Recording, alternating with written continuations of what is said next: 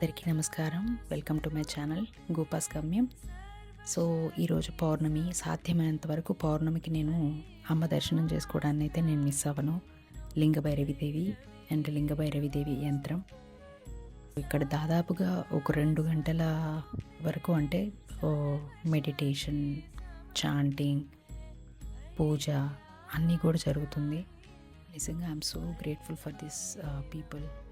ఇలా ఈవెంట్ని ఇప్పుడు కండక్ట్ చేయడము అండ్ ఆ 2 గంటలు ఏదైతే సాధన ఉంటుందో ఎంత బాగుంటుందంటే ఆ వైబ్రేషన్స్, ఆ ఎనర్జీస్ అసలు అంటే కళ్ళు తెరవాలి అని అనిపించదు, అక్కడ నుండి కదలాలని కూడా అనిపించదు. ఆ తర్వాత ప్రసాదం తీసుకున్నాము, చక్కగా బయటకు వచ్చాం. పండు వెన్నెల, ఎముకలు కొరికే చలి. కానీ ఆ పండు వెన్నెల ఆ చెట్లను చూడండి, ఎంత బాగా ఆకులు లేవు వాటికి, కానీ ఎంత బ్యూటిఫుల్గా కనిపిస్తున్నాయి ఆ చుక్కలు, చందమామ. So beautiful.